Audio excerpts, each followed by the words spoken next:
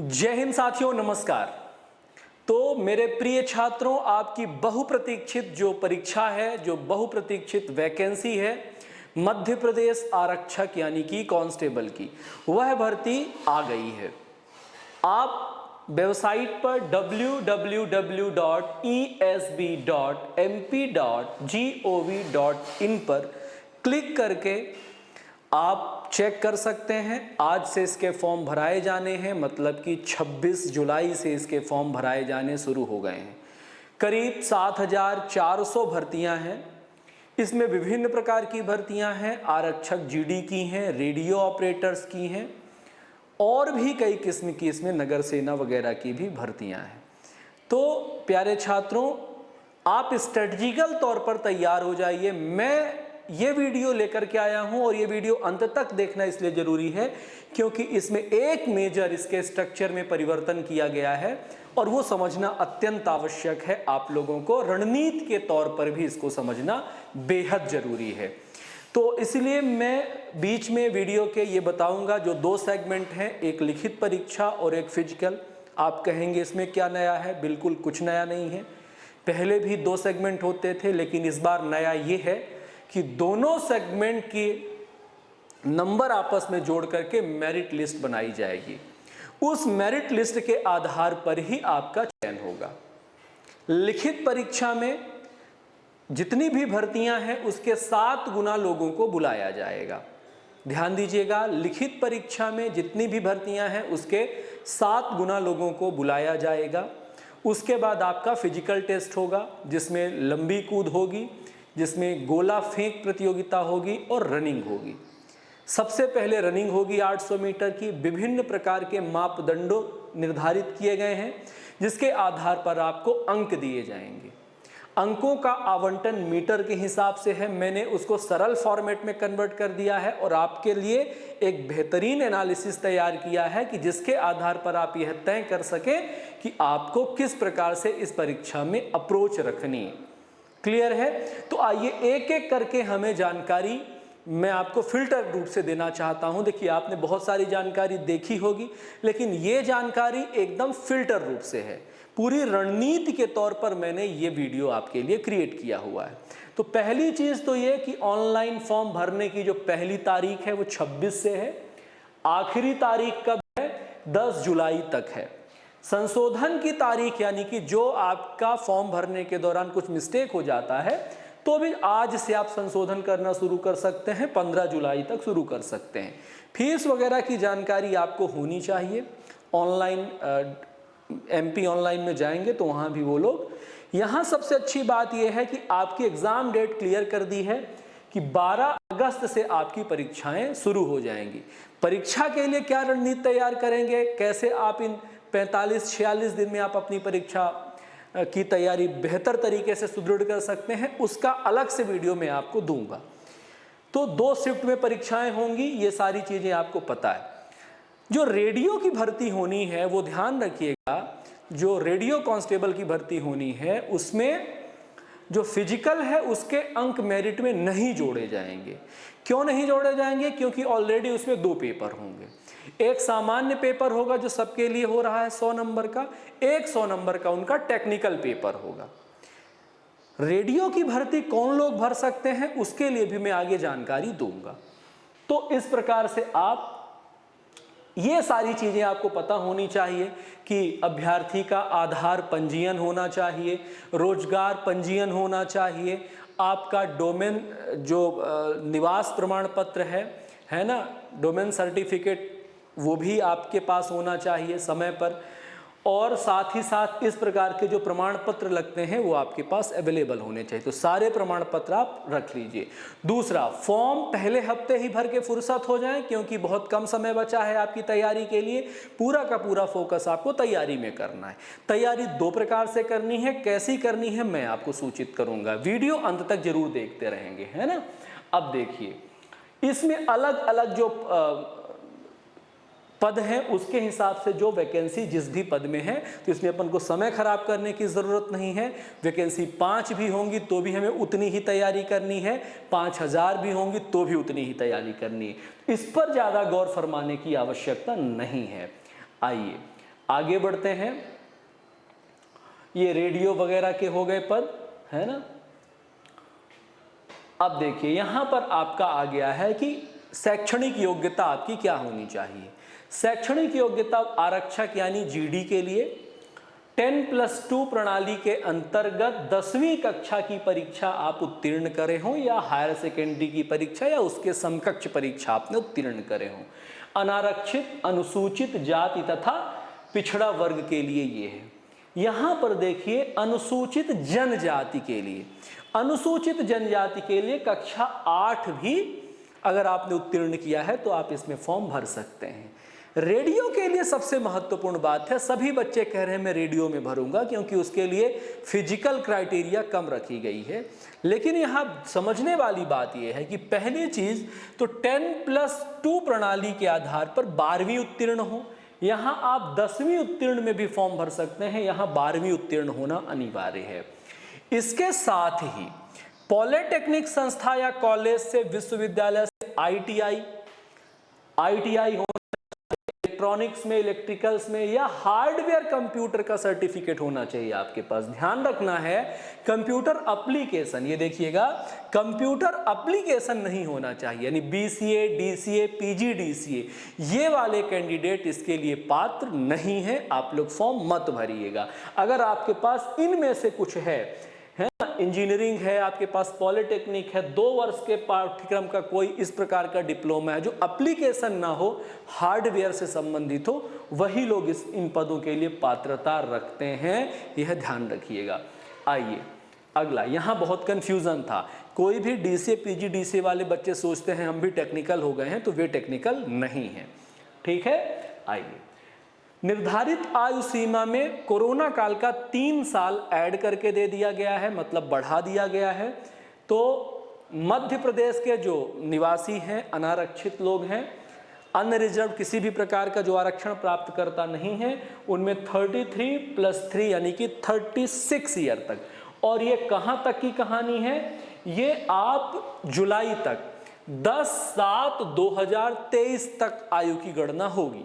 ठीक है, पुरुषों के लिए 36 वर्ष, महिलाओं के लिए जो अन्य प्रदेश के अधिवासी हैं, यानी हैं अन्य प्रदेश के लेकिन यहाँ रहते हैं, 36 वर्ष, महिला 38+3 41 वर्ष, पुरुष आरक्षित श्रेणी में 41 ईयर्स।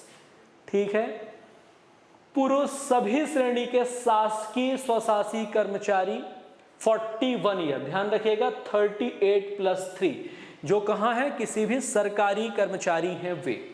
पुरुष अनारक्षित एवं आरक्षित श्रेणी के अंतर जाति जो इंटरकास्ट मैरिज करते हैं पुरुष, उनमें भी 41 ईयर्स।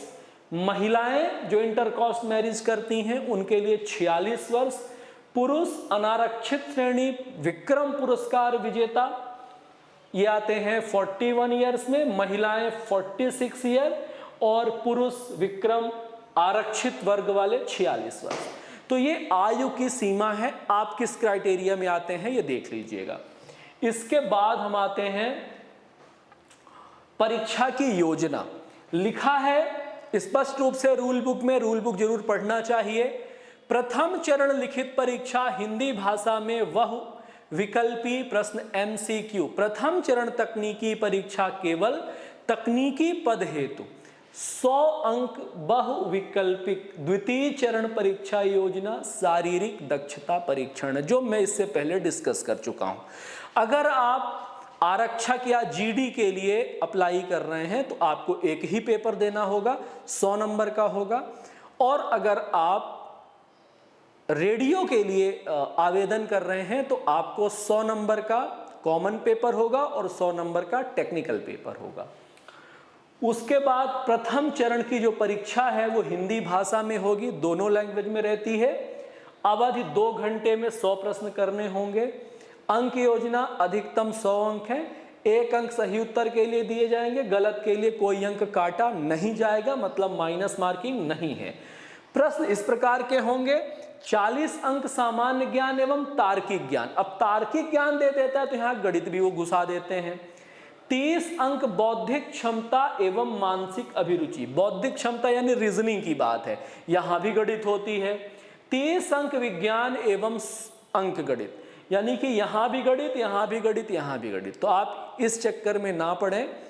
गणित के लिए ध्यान रखिएगा 70 से 80 नंबर गणित और रीजनिंग के प्रश्न पूछे जाएंगे आपसे, तो अपन को ध्यान रखना है। आइए आगे बढ़ते हैं। इस प्रकार से आपका जो कट ऑफ है वो निर्धारित किया जाएगा। 7 गुना लोगों को बुलाया जाएगा, है ना, शारीरिक दक्षता के लिए जो बुलाया जाएगा। विशेष सशस्त्र बल एवं विशेष सशस्त्र बल को छोड़कर के लिए एक ही कट ऑफ अंकों का निर्धारण होगा। प्रथम चरण तकनीकी परीक्षा 100 अंकों का पाठ्यक्रम है, ये आपको पता है। रेडियो के लिए ये देखिए फिर से वही चीज लिखा हुआ है भाई कि इलेक्ट्रॉनिक्स, इलेक्ट्रिकल्स, हार्डवेयर से संबंधित प्रश्न पूछे जाएंगे, ध्यान रखिएगा। तो इसमें ऐसा अब कोई जानकारी विशेष है नहीं।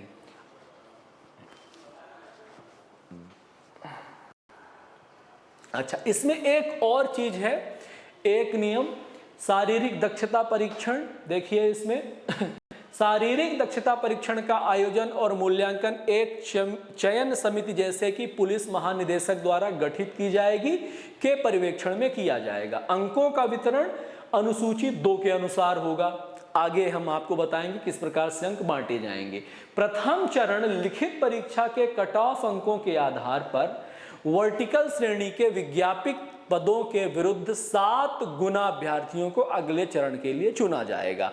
प्रथम चरण के कट ऑफ में बराबर अंक प्राप्त करने वाले अभ्यर्थियों को शारीरिक दक्षता के लिए बुलाया जाएगा, भले ही कुल संख्या विज्ञापित रिक्तियों से 7 गुना से अधिक हो। यहां देखिए बहुत सिंपल सा है, लिखा है कट ऑफ के बराबर अंक प्राप्त करने वाले सभी अभ्यर्थियों को शारीरिक दक्षता के लिए बुलाया जाएगा। मतलब जितना कट ऑफ निर्धारित किया जाएगा उस कट ऑफ के बराबर सभी विद्यार्थियों को बुलाया जाएगा, भले ही 7 गुना से ज्यादा ही बुलाना पड़े। ध्यान रखिएगा, यह आपके लिए फायदे की चीज है कि अगर आप कट ऑफ में आते हैं 7 गुना पहले से ही बुला लिए गए हैं तो भी आपको बुलाया जाएगा, क्योंकि स्टैंड बाई में आपको रखा जाएगा। 7 गुना लोगों को बुलाने के बाद मेरिट लिस्ट बना ली जाएगी। मेरिट लिस्ट से बाहर अगर आप हैं तो आपको इस बार वेटिंग लिस्ट में रखा जाएगा और 1 वर्ष के अंदर या दूसरी भर्ती नहीं आने तक आपको कभी भी स्टैंड बाई में रख करके बुलाया जा सकता है। तो आपके लिए फायदे का सौदा है। शारीरिक प्रवीणता परीक्षा के आधार पर जो तिथि सूचित की जाएगी, ठीक बात है।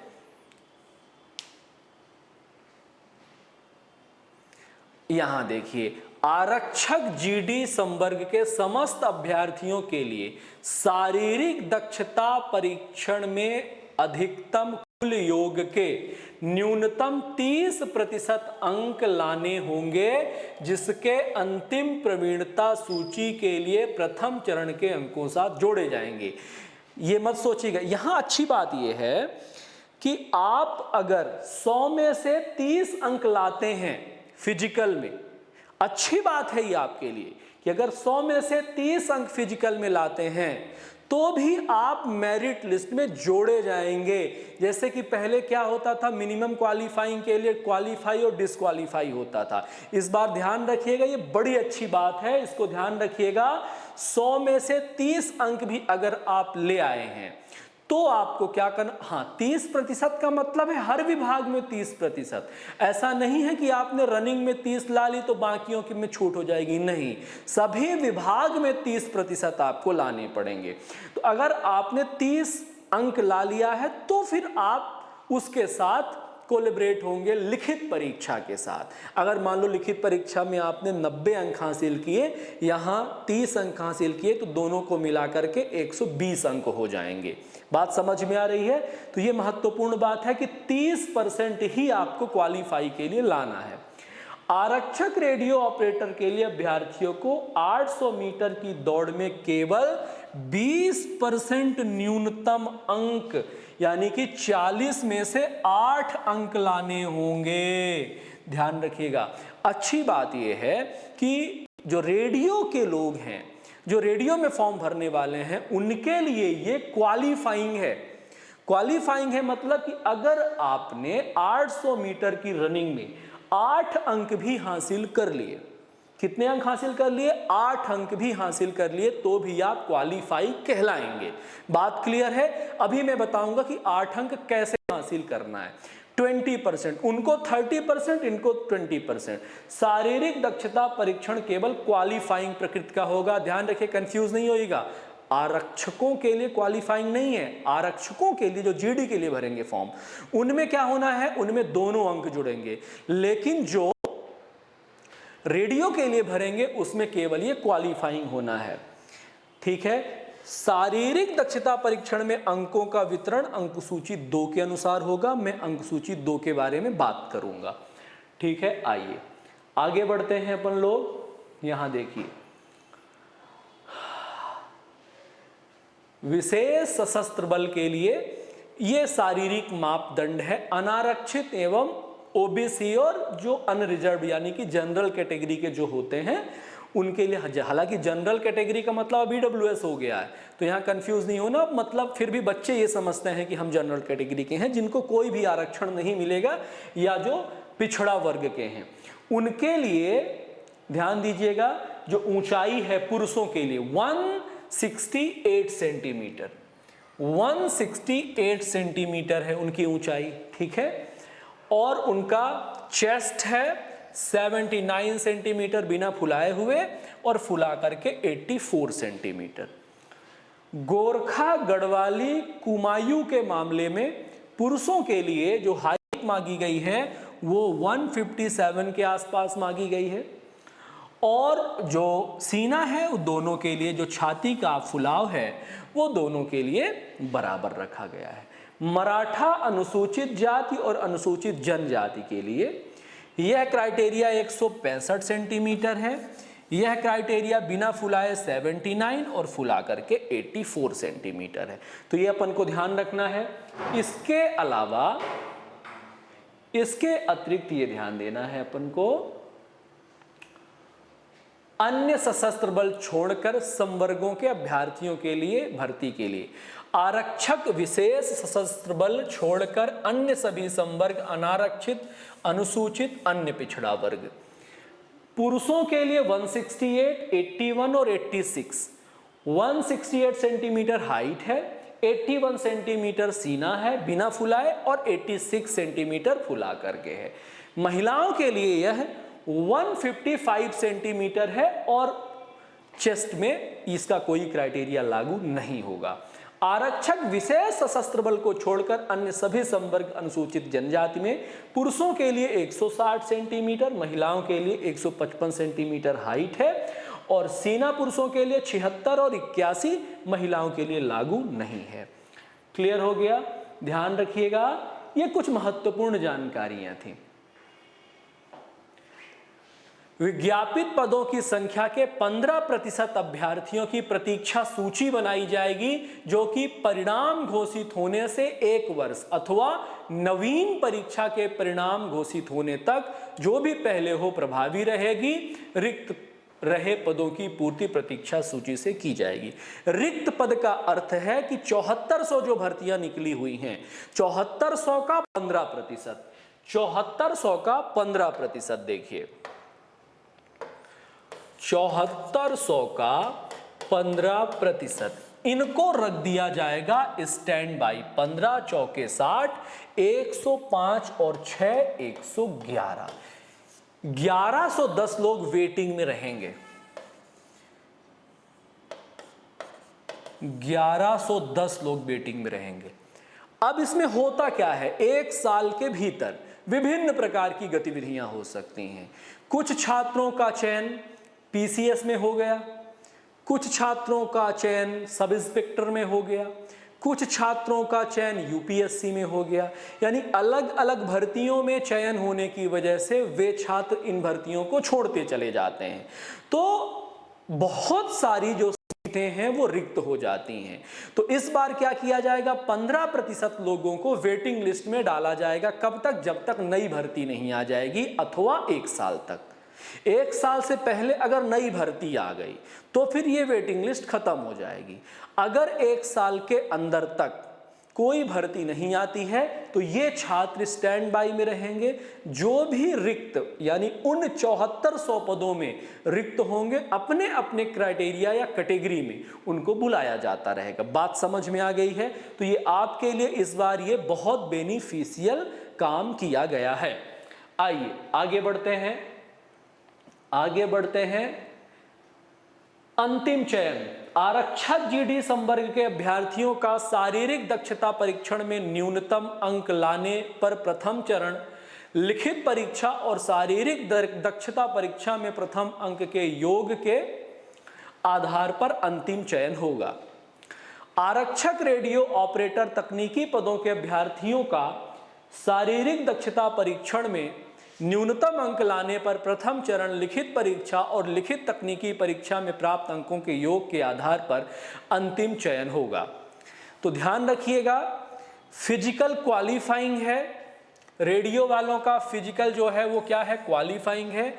आप 20% 20% क्वालिफाइंग है, वहाँ 30% क्वालिफाइंग है, लेकिन वहाँ सारे नंबर जुड़ेंगे, यहाँ कोई नंबर नहीं जुड़ेंगे। यहाँ 20% मार्क्स भी ऐड नहीं होंगे। क्वालिफाइंग है तो क्वालिफाई अगर हो गए तो आपके 2 जो प्रश्न पत्र हैं, एक सामान्य प्रश्न पत्र जो आप जीडी के साथ देंगे, दूसरा आपका टेक्निकल, दोनों से जोड़ करके आपकी मेरिट लिस्ट बनाई जाएगी। लेकिन जो आरक्षक जीडी संवर्ग के छात्र हैं उनमें प्रथम प्रश्न पत्र एवं जो शारीरिक दक्षता है उसके आधार पर जोड़ करके मेरिट लिस्ट बनाई जाएगी। वो मैं भी बताऊंगा कि किस क्राइटेरिया में आपको कितने नंबर मिलेंगे। ये देखिए, समान अंक प्राप्त करने वाले उम्मीदवारों को आपसी सह वरिष्ठता आयु के आधार पर निर्धारित की जाएगी। ध्यान रखिएगा, ये बहुत इंपॉर्टेंट है। कई बार छात्र शिकायत करते हैं कि हमारे मित्र के बराबर नंबर था लेकिन सिलेक्शन नहीं हुआ। तो ध्यान रखिए, ऐसी स्थिति में जब 2 उम्मीदवारों के या 2 से अधिक उम्मीदवारों के अंक समान होते हैं तो प्रायोरिटी पर किसको रखा जाता है? प्रायोरिटी पर वरिष्ठता को रखा जाता है। जिसकी उम्र अधिक है उसको सीट आवंटित की जाती है, कम उम्र वाला पीछे रह जाता है। ये इसकी क्राइटेरिया बनाई गई है। तो कभी भी जब 2 समान अंक होते हैं और न्यूनतम अंक होते हैं, अधिकतम अंक में तो इतनी कोई दिक्कत होती नहीं क्योंकि सबको लेके जाते हैं। अगर हम कट ऑफ पे बैठे हुए हैं, कट ऑफ पे बैठने के बाद है ना, मेरे अन्य 3 मित्रों के अंक समान हैं, ए बी सी डी के अंक समान हैं और उम्र ए की ज़्यादा है तो ए को सीट आवंटित की जाएगी, फिर बी को सीट आवंटित की जाएगी, फिर सी को और फिर डी को। अगर सीट खत्म हो गई है, मेरिट लिस्ट ऊपर ही खत्म हो गई है तो ए को आवंटित कर दी जाएंगी, बी सी डी वेटिंग में डाल दिए जाएंगे। इस बात का ध्यान रखिएगा कि अगर आपके समान अंक हैं तो आपके वरिष्ठ मित्र को वह सीट आवंटित कर दी जाएगी। विभिन्न पद के चयनित उम्मीदवारों के मेरिट क्रम में उनके द्वारा आवेदन पत्र भरते समय दर्शाए गए गृह जिलों को ध्यान में रखते हुए इकाइयों का आवंटन चयन एवं भर्ती शाखा में किया जाएगा।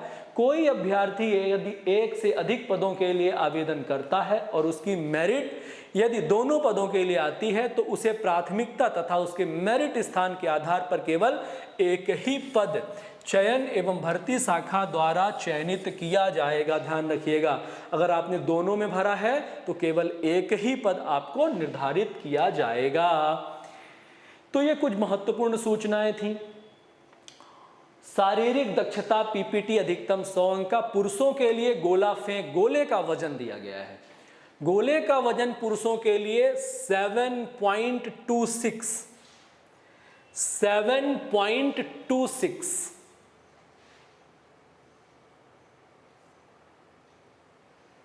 ध्यान दीजिए, 7.26 पुरुषों के लिए किलोग्राम गोले का वजन और महिलाओं के लिए 4 किलोग्राम।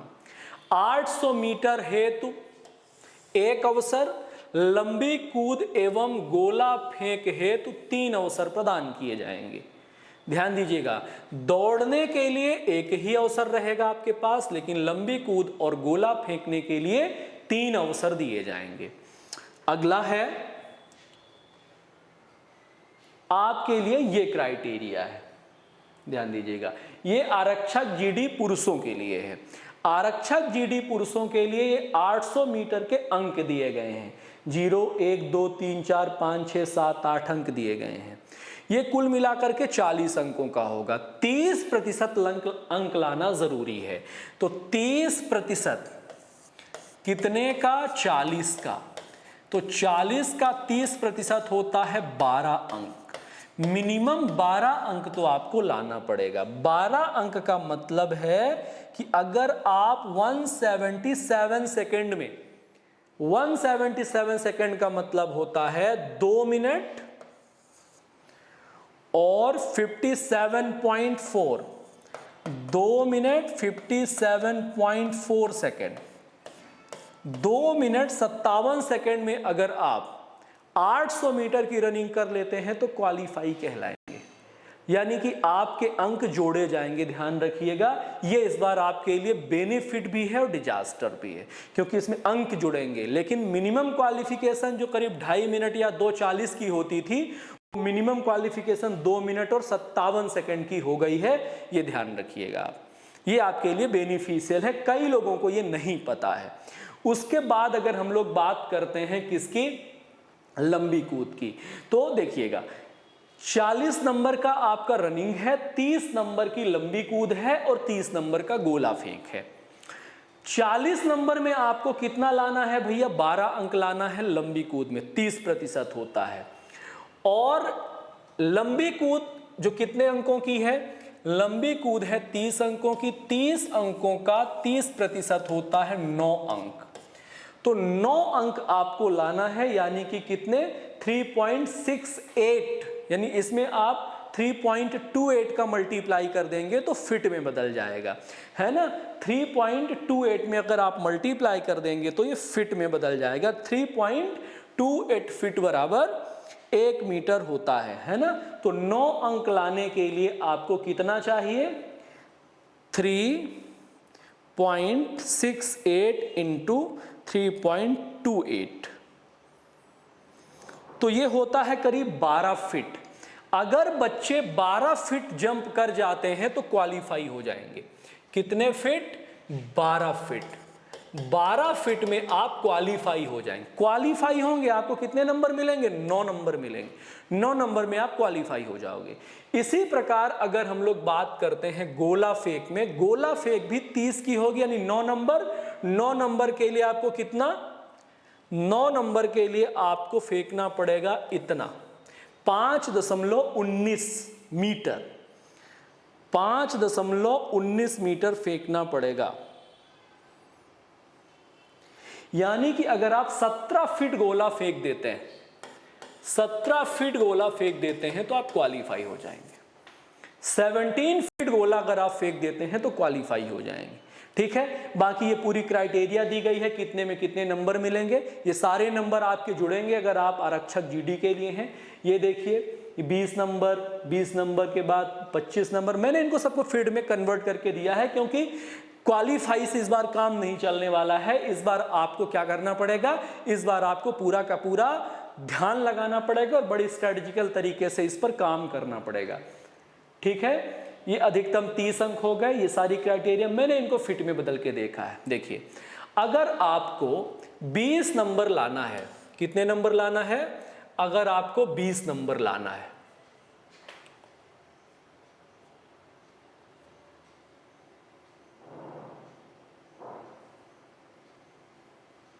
ठीक है, अगर आपको 20 नंबर लाना है तो आपको ये देखिए, जो लॉन्ग जंप है वो 15 फीट मारनी पड़ेगी। 20 नंबर के लिए 15 फीट मारनी पड़ेगी।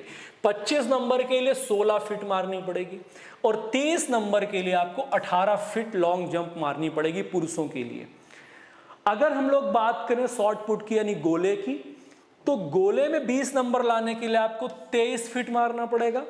25 नंबर लाने के लिए 25 फीट मारना पड़ेगा और 30 नंबर लाने के लिए आपको 28 फीट मारना पड़ेगा। ये नोट कर लीजिएगा, कन्वर्ट करके दिया है, वो बहुत कॉम्प्लिकेटेड है, क्योंकि इन्हीं क्राइटेरिया में अगर आप रहेंगे तभी आप मेरिट में जाने वाले हैं, अदरवाइज आप मेरिट में जाने वाले नहीं। रनिंग की भी बात कर लें तो जो 12 नंबर था वो तो वही चमकती हुई सोने जैसी चीज है। आपको 20 नंबर लाने के लिए 2 मिनट 42 सेकंड में मारना पड़ेगा।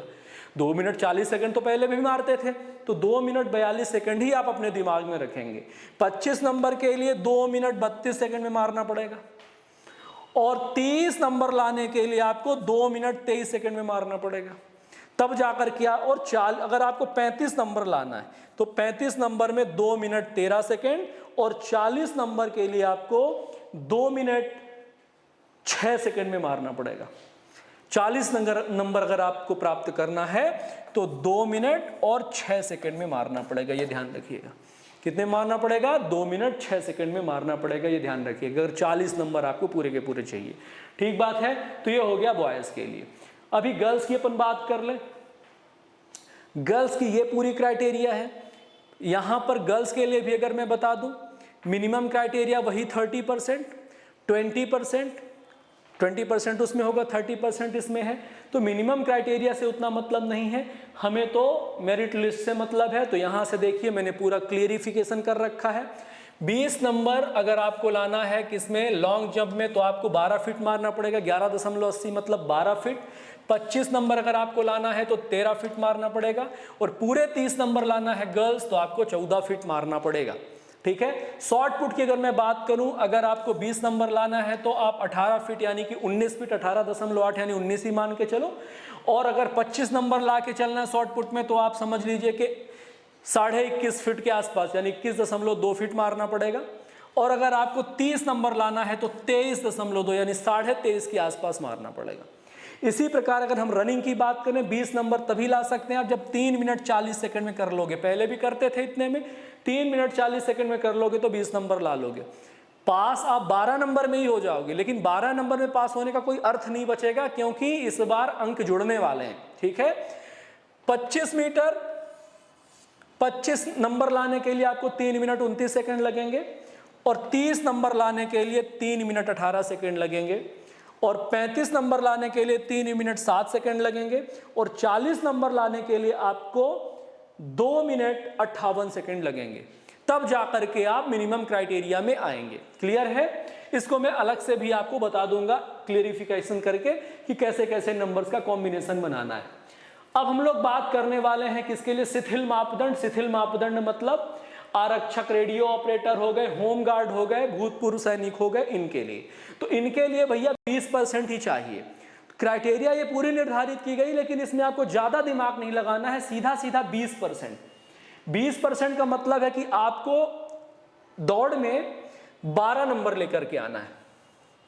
सॉरी, 20% यानी 40 का 20% होता है 8। आपको 8 नंबर लाना है। 8 नंबर का मतलब होता है 210 सेकेंड। 210 सेकेंड का मतलब होता है 3 मिनट और 30 सेकेंड, 30.5 सेकेंड, बल्कि 31 सेकेंड। 3 मिनट 31 सेकेंड में अगर आप रनिंग करते हैं तो आप क्वालिफाई हो जाएंगे। गुड न्यूज ये है कि ये नंबर जुड़ेंगे नहीं, दैट मीन्स आपको नौकरी मिल जाएगी। ध्यान रखिएगा, आप 3 मिनट पे फोकस करिए, बाकी कोई मतलब का नहीं। आप 3 मिनट 30 सेकेंड में रनिंग क्रॉस कर जाइए, आप क्वालिफाई हो जाएंगे। सेम ईयर 20 का 20%। 20 का जो 20% है वो होता है 4 नंबर। कितने नंबर होते हैं? 4 नंबर। और 4 नंबर लाने के लिए आपको ये देखिए, आपको 2.5 मीटर, 2.5 मीटर का मतलब होता है, ध्यान से देखिएगा, 2.5 मीटर का मतलब होता है